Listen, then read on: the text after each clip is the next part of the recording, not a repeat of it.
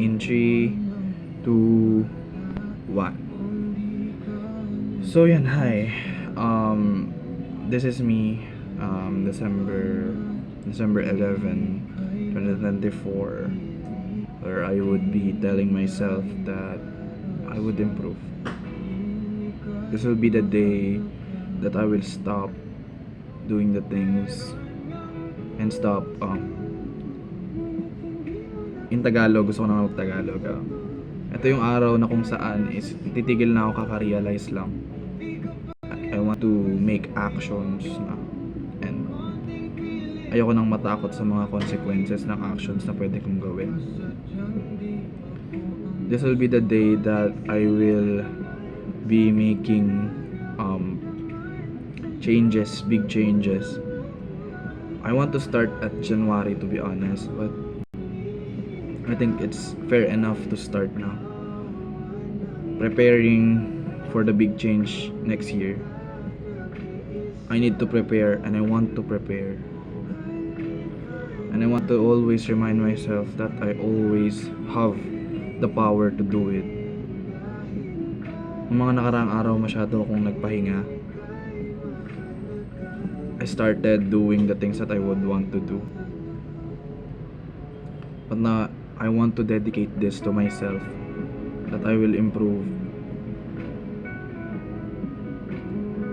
And I hope I would. I don't believe in hope.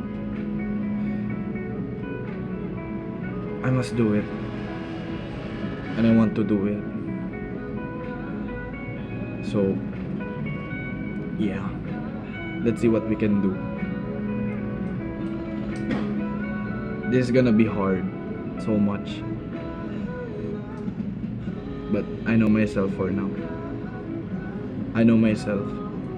I know what capabilities I must have. Alam ko yung mga bagay na kailangan kong gawin. Alam ko yung mga bagay na hindi ko dapat gawin. Alam ko yung mga bagay na dapat ko i-focus. So now, I'm going on full throttle. I'm moving forward to the new age of me. And kung madapa man ako on the way, I know I will be backing up. Alam ko makakatayo ako. I won't stop doing the things that I wanted to do. And I will stop comparing myself to others. I'm an underdog in this situation. So basically, magkakakilala na sila, alam nila yung mga gusto nila, pero ako is underdog and I don't know pa. And actually, hindi talaga ito yung gusto kong kunin, pero what we can do is what we can do. What I can do is I can do. So I'm gonna try. Hindi na ako matatakot sa mga yun. I will not be scared of everything. I know what I'm gonna do. I'm not scared of being alone now. I'm not scared of the things ahead. I'm living the present. I live in the present now. And I will be an engineer someday. Pag natapos ko tong engineering na to, pagkatapos ko talaga to, I'll be taking filming. Hindi ko gusto tong engineering. I'm not gonna lie with this one. I don't like it. I know the job that I can get. Yeah. Meron na akong mga plano na jobs that I can get in this course. But hindi talaga ito yung tinitibok ng puso ko. So, if ever na napapanood to ng magulang ko, I'm really sorry to tell this, pero ayoko po talaga ng engineering. But I'm here because I want to finish it. I'm gonna finish what I've started. Kinikim-kim ko lang to sa sarili ko na kaya ko pa, kasi I don't really want to hurt the feelings ng mga sumusuporta sa akin. Pero I really want to be in the film directing thing. Gusto ko mag-direct ng film. I don't want to solve problems in the engineering field. Pero sabi nga nila, kung ano man yung matutunan mo dito, mareregain mo pa rin naman siya pag naging director ako. So, it's not a waste. And also, marami na rin ako na-realize sa years ko dito sa engineering. Yes, nahihirapan na talaga ako dito sa engineering. It's my third year now. Ngayong third year ako, mas nawawalan ako ng mga friend groups. Hindi ko na sila ka-connect. And I think they don't want to connect with me anymore. So, it's alright. It's alright. If they don't want to, then it's okay. I'm fine with being me. Pero one thing for that is that hindi ako yung may kasalanan bakit ganun. I'm gonna be me. I'm gonna be myself. I'm gonna finish this course might and proud. And if ever man na bumagsak ako, that would be something. So kung bumagsak man ako, I'm gonna get back up. And I hope na naintindihan niyo ako. I'm gonna be brave by posting this on my YouTube page. And I think I'm gonna make I'm gonna be more this January, I hope. I don't believe in hopes actually talaga, pero I hope that I will change. So, ayun na naman. And I love yourself. We're gonna get through this. Salamat sa mga sumusuporta. Ay, lahat kayo, kahit simple thing lang yung binibigay niya sa akin, that's not simple for me. It's really big. Minsan kahit pangangamusta lang, I really appreciated it so much. Pag nag-chat kayo ganyan, I know it's very limited kung sino mga nag-chat sa akin. I almost felt like I'm lonely or something. A simple hi would be good. Or pangangamusta, like kamusta ka, Jay? But yeah, I'm not gonna give up on this one. I'm gonna go and try conquer those things sa paligid ko. I'm gonna get the gold at the end of the lane. Kahit mahuli ako ng sobra.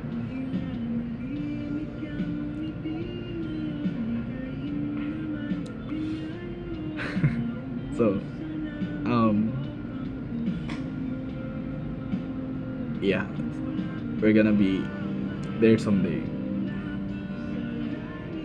Masyado lang talagang malayo yung course ng direction na pinupuntahan ko ngayon.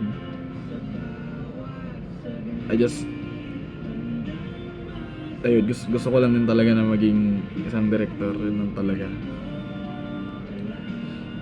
Gusto ko gumawa ng mga media content. I really want to do those things. I want to write books. I want to create music.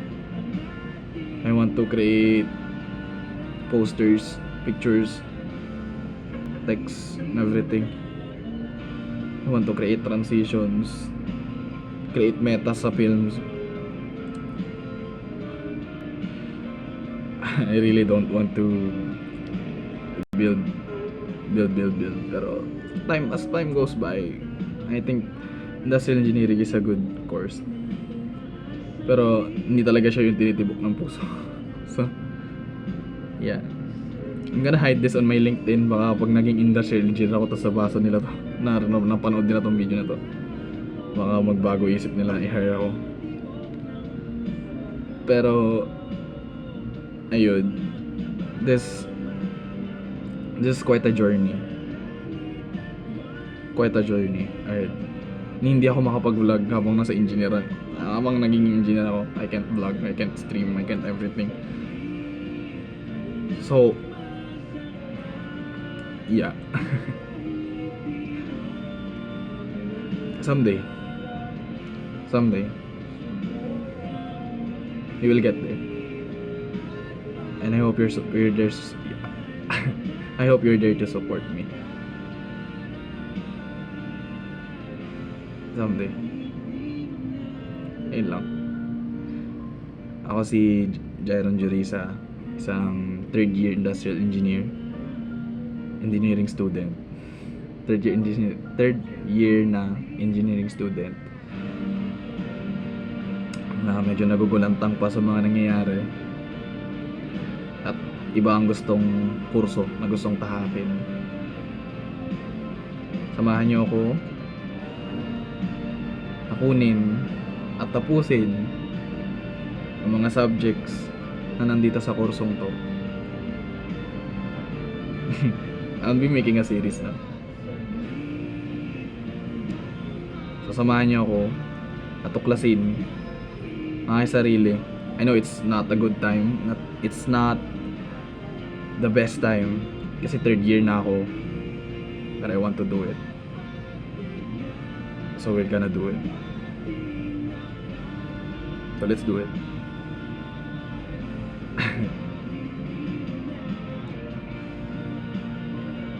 Let's go. So ayun lang. I hope na magawa ko yung mga bagay na gusto kong gawin.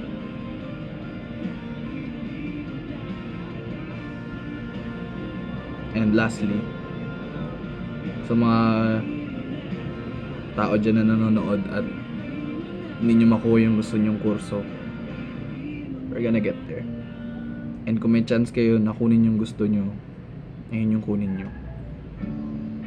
Huwag nyong hayaan na yung suffering nyo is maging kapalit ng pera, kasi maraming paraan para makakuha ng pera, pero yung buhay mo, yung inaaral mo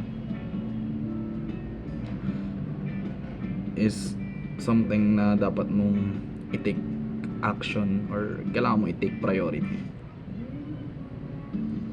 So kunin mo yung gusto mong kunin, gawin mo yung gusto mong gawin, at huwag kang titingin sa kung anong mangyayari sa future at kung anong pera yung makukuha mo, kung yun ang makukuha mong job. Just get what the heck do you want. Kung yung gusto mong kunin, yun yung kunin mo. I tried.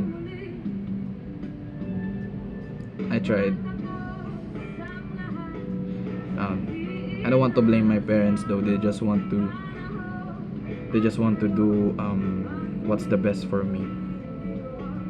So yeah, I don't want to blame them. So yeah, I'm gonna be ending this here, 13 minutes in. Bye bye, and see you.